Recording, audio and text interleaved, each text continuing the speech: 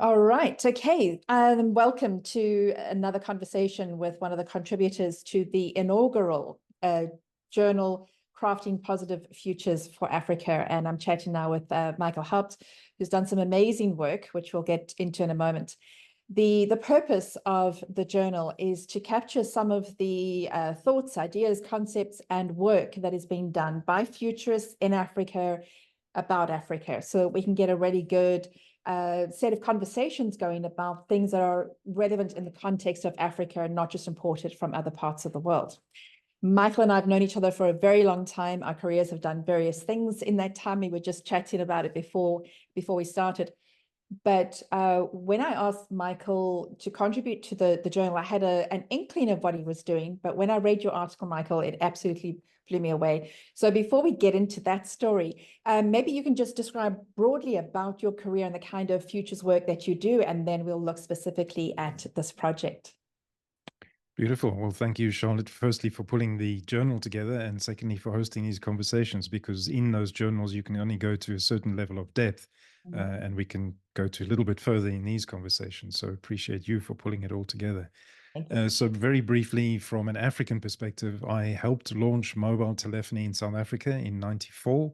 That was just before the first all-race elections. And by sheer luck, the project went well. So I was headhunted, ended up in Sydney, Australia, and then from there ended up living in 16 cities on 6 continents, implementing high-end computer systems for corporates, which was great. And I managed to see the world at somebody else's expense. But at some point you realize this is not what I was brought to this planet for. And so through a series of coincidences, ended up in the systemic change space.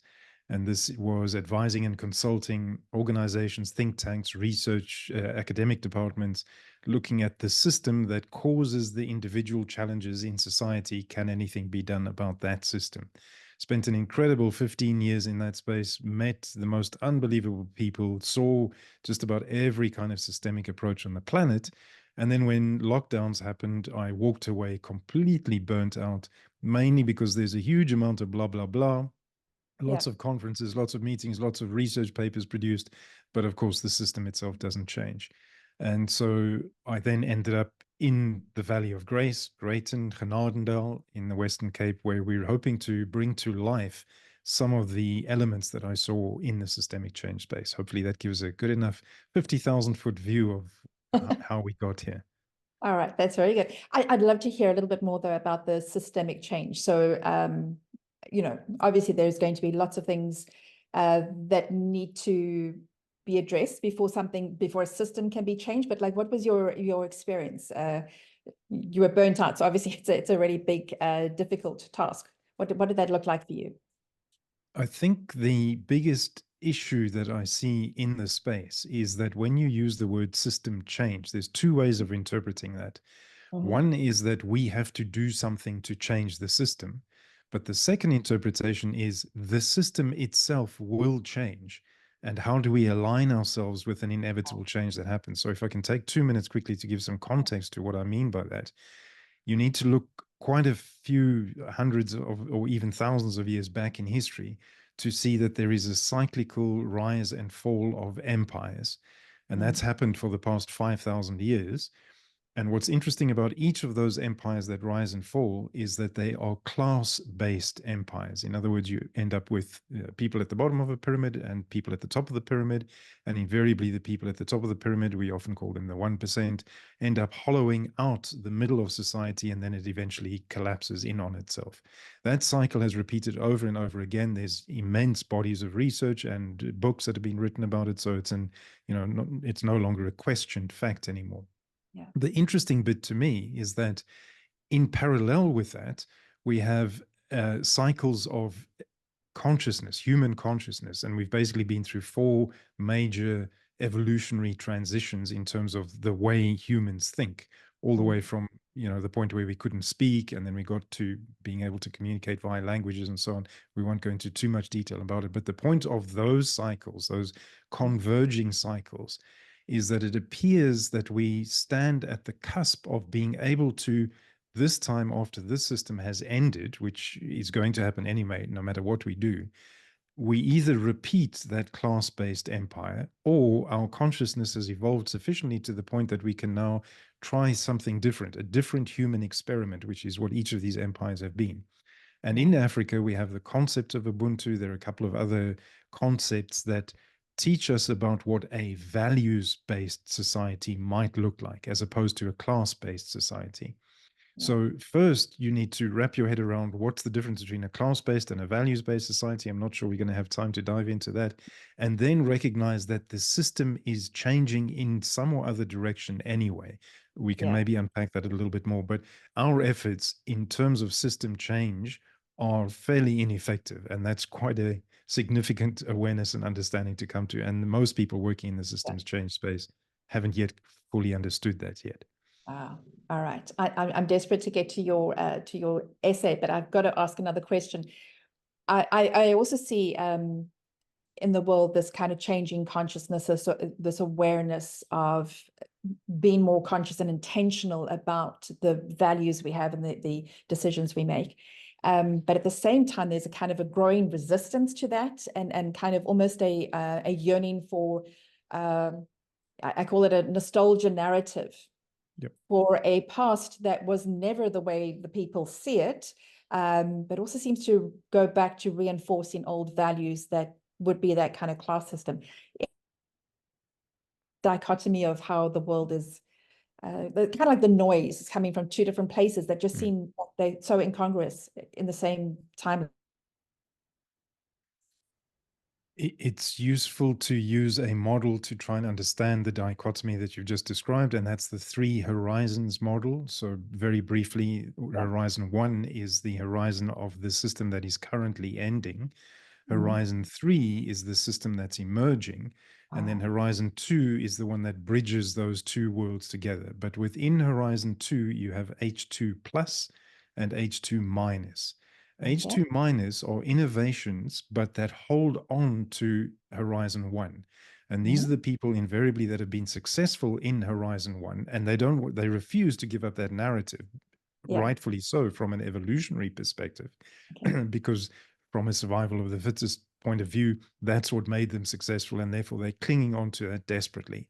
And then there are others who have a much more of a Horizon 3 view, and their innovations fit into the H2 plus space, which move us towards the 2. So the dichotomy and the tension is between H2 minus and H2 plus. Oops, Zoom is kicking in with some graphics there. Very excited about that. All right, now that is really helpful to see it that way. All right, I will play with that in my brain a little bit more.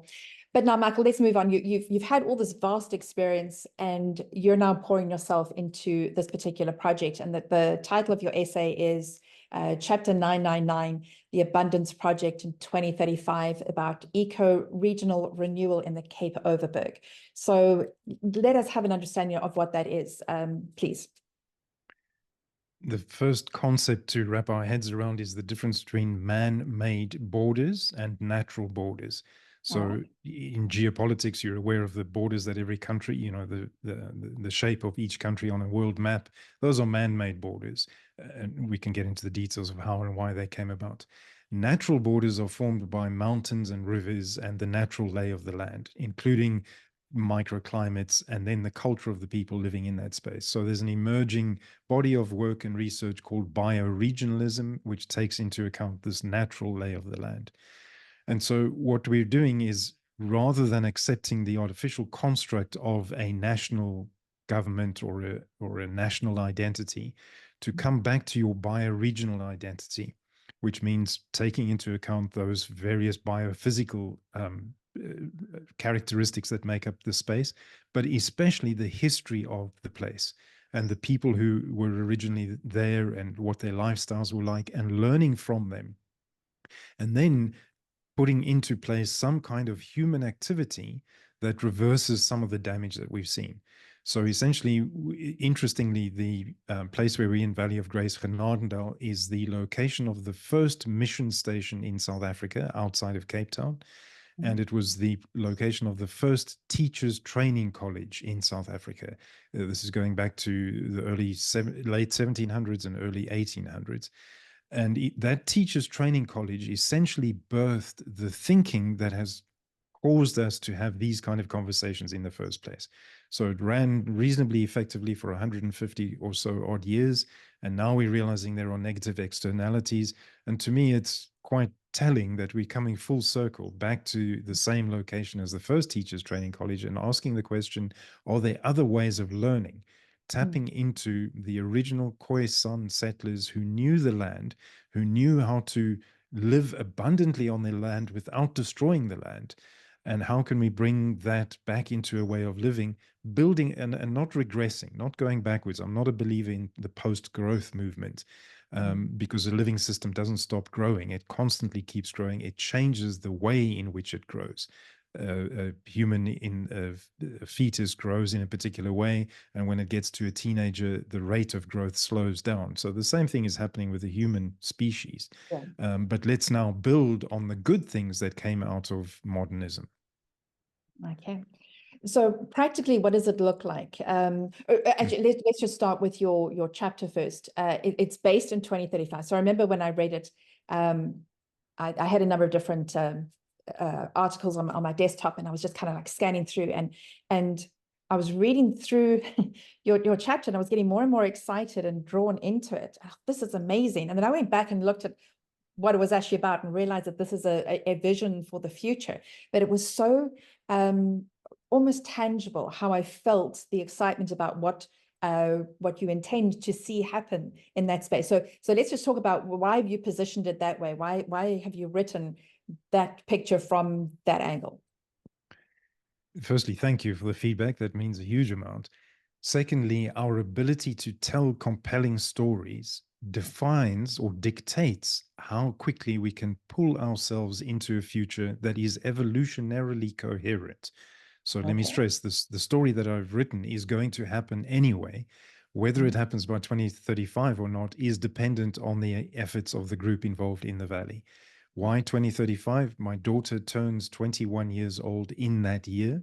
And my calling is to give to her the best 21st birthday gift a father can possibly think of giving. And it's a way of living that's completely different to the destructive, extractive lifestyle that we have now. When I say we, I'm talking about as human species.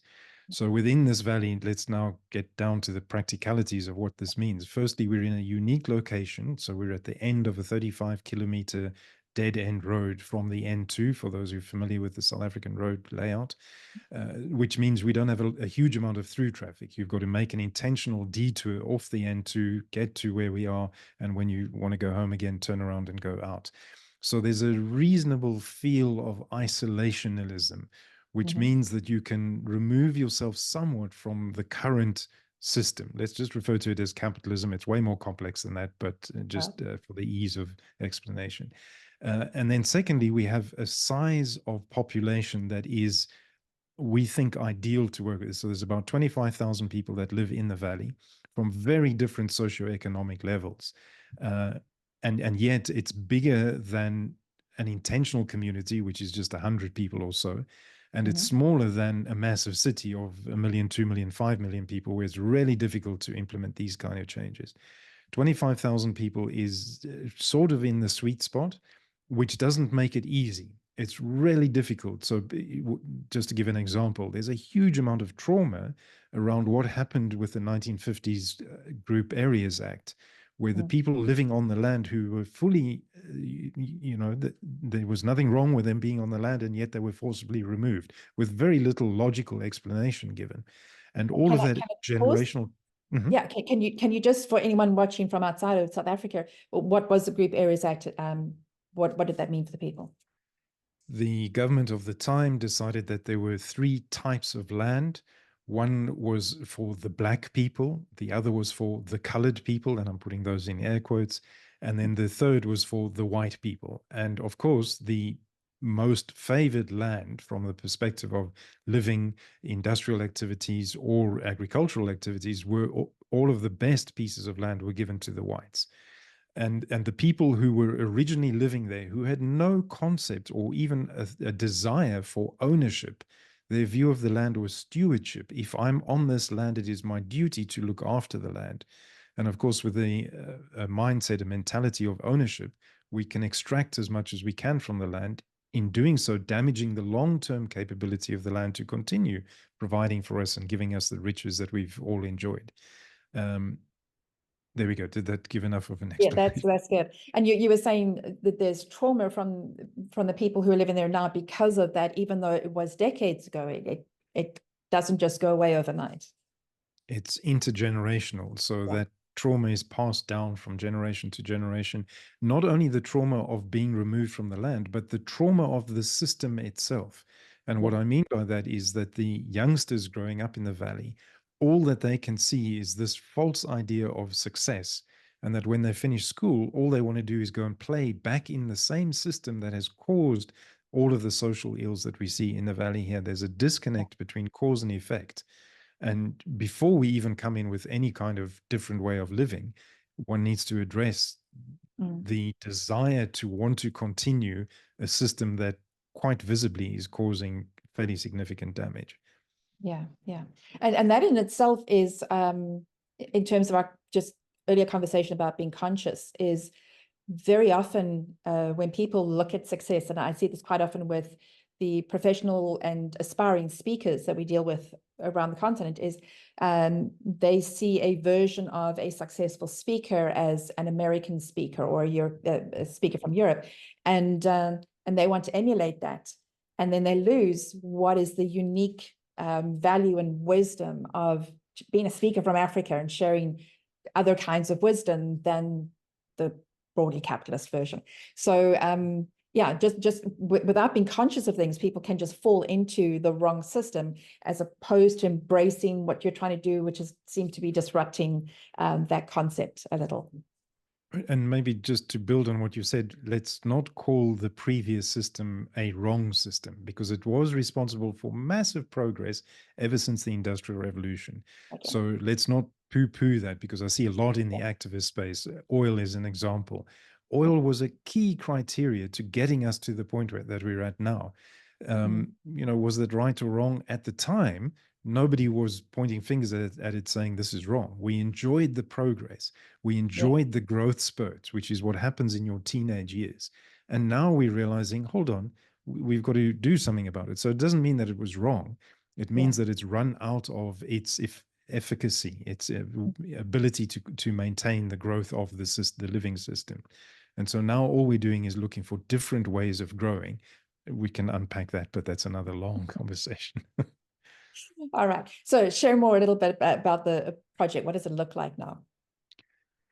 So what we're looking at is there's different elements of this, and it's fairly difficult to describe a project. And the reason it's difficult to describe is because we're taking a whole of society approach, WOSA, W-O-S-A, which means it includes your education system, your financial and economic system, your food production system, the way you handle waste. Absolutely every aspect of the way your society lives has to be considered, and it has to be addressed at the same time. You can't do one piece and then the other piece. So that's what makes this particularly complex. So all we're doing, if we put it into a nutshell, is to be as independent as possible from the existing system. In other words, grow our own food, handle our own health system, handle our own education system, which ultimately will prove to look very different from those that we rely on currently. But we're just changing them piecemeal at a time. We can get into the complicated logistics of how that works, but then this will end up being a 3-hour conversation. I sense there should be some follow-up. Tell me about the people who are there. How aware are the 25,000 people about what is happening, and what is their buy-in to the process, or is there any resistance from them?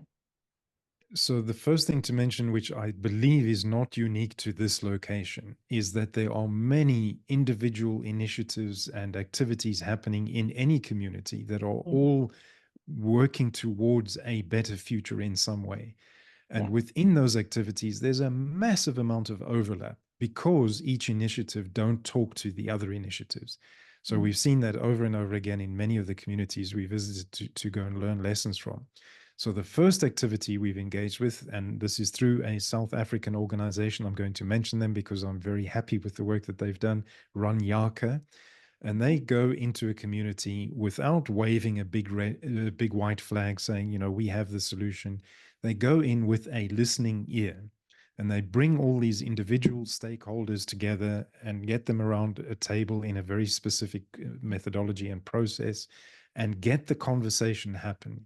So for the first time ever, I believe we had all of the stakeholders. There were 90 from the valley, all representing different and overlapping groups, all sitting together under the same roof for the first time. And many of these individuals, you know, have clashed historically and would never sit in the same building before. So that's a slow going process, just getting to talk to each other. And what we're doing is building trust. Because until you have trust across the entire community, until I can trust you and you can trust me, you're not going to get anywhere. So, you know, that's an indication of how early we are in a multi-generational process. This is not something that's going to change overnight, but we've got the conversation going, which is a key part of it. Now, your question was, that was a bit of a long-winded way to answer your question, which was how engaged or how involved, if I understand correctly your question, are all of these stakeholders within the process. And here you have to be quite careful about bringing in any kind of predetermined model. So at this stage, we're meeting them where they're at, which is, tell us what your concerns are, and let's map out all of the concerns, because everyone has different concerns. And then rather than addressing each stakeholder's individual concern, let's collectively say, what will it take to address all of these together? So we're in that phase of trying to answer that very complex question from a community perspective. And they will come up with the great ideas, and they will buy into those ideas because it was theirs in the first place. But until you can have the conversation saying what solution will address this massive list of issues, you know, you're going to continue chasing symptoms and not really change anything. Yeah, this concept has come up with some of the other contributors as well, and something that I've been quite aware of in the projects that is that you can't just bring in this model from other places. And that's why, you know, for this journal, we're talking about futurists in Africa, or who have studied in Africa or work in Africa. What are their experiences, rather than having perspectives from other parts of the world about what should happen in Africa. And once you're here, it's not just about the model, it is about that, you're saying listening, but it's the co-creation. It's not collaboration necessarily of two organizations who work together to achieve something, but it's the co-creation of, I'm bringing this, my experience, my hopes, you're bringing yours, and together we find out what it is we're going to create together. And I think that that model is, it doesn't have the nice KPIs and ROIs. It's not a nice thing that you can put on a Gantt chart, but it creates something that is way more powerful and sustaining into the future, so that you don't have to keep managing it to make sure that it stays on track. So I think, you know, a much more powerful investment of time and effort into achieving something that makes a fundamental difference in the future. Completely agree. And if I may build on that a little, so in this past system, the global north has focused on two forms of capital, which is material capital and financial capital.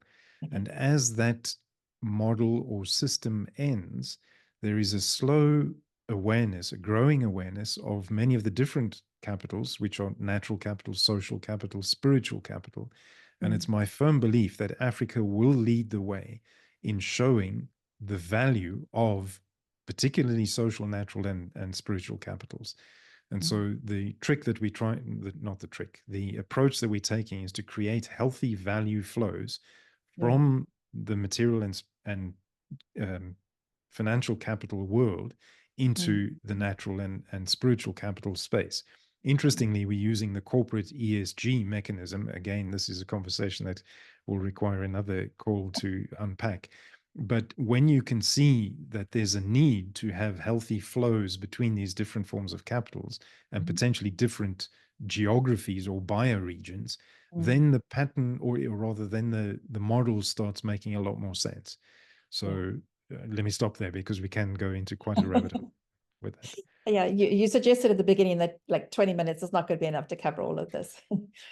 So, Michael, as we kind of head towards the end, what is the progress that has been made here?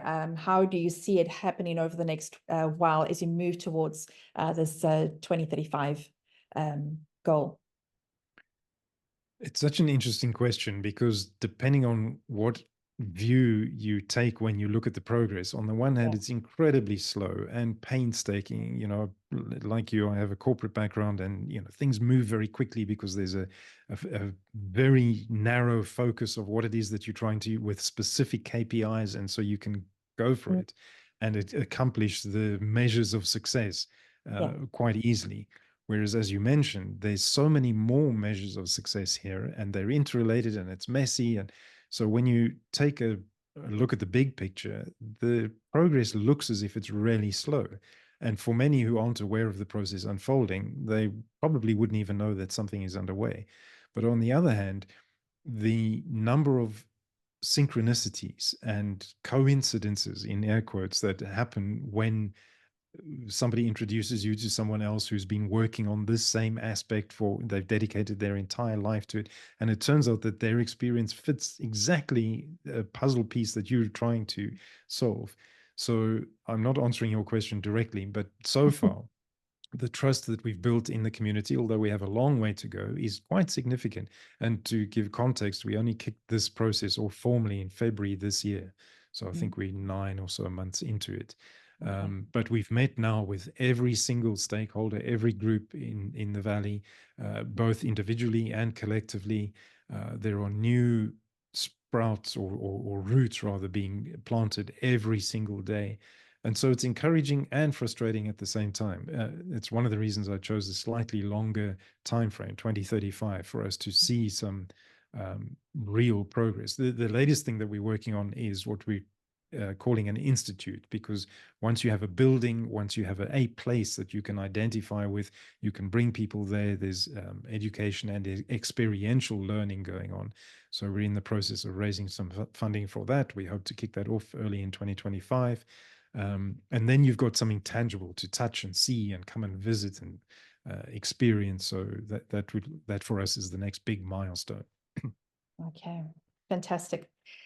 Michael, definitely we could carry on talking quite a bit more, but thank you very much for this insight that is behind the article that you wrote and contributions of this very first edition. I felt inspired. Even if it is meaningful work, every now and then we kind of feel this frustration that we haven't made progress, or we feel like we're going backwards, or we haven't seen things happen. And then if you've got, like you're saying, a tangible building, but a story like this, a picture, a clear vision, a reason for why we're doing this work to aim towards that lifestyle. I don't want to call it a goal because it's much broader than that, but you're working towards that, and that is what inspires and encourages people. So thank you for the work that you're doing. Thank you for this article and for giving us a picture of how other people could use the same kind of visioning to really draw people together around a project that they're working on. As we finish off, how can people get hold of you if they want to follow up or hear more about the work that you're doing? The easiest is, we don't have a website or anything like that, but we're keeping a wiki going. So if you search Valley of Grace, you'll come up with where we're documenting the entire process, all of the meetings that we're having. All of that is being recorded as an open source project. And then if you'd like to reach out to me directly, I'm michaelhaupt.com and Michael Haupt on all the socials, although I try not to use them very much. But LinkedIn is a good place to start. And thank you, Charlotte, for pulling this work together. I know what an effort it has been, and I know you've had a lot of other stuff going on in your life. So it just felt meaningful to me that somebody is bringing these stories of hope forward. It's what we need. The stories, some people, particularly in the corporate space, may poo-poo, oh, well, you're just telling stories. No, we're not. We're bringing forward a future that all of us feel in our DNA. And by telling those stories, the more effectively we tell those stories and the more we can amplify them, like what you're doing, the sooner we'll get there. Oh, thank you. There are very many negative narratives about Africa, and every time we can put forward another story that is more powerful, then that's what we want to do. Absolutely. Great. Michael, thank you very much for your time, for your inspiration, and for the work that you're doing. And I know we'll carry on connecting later on, but thank you so much for this.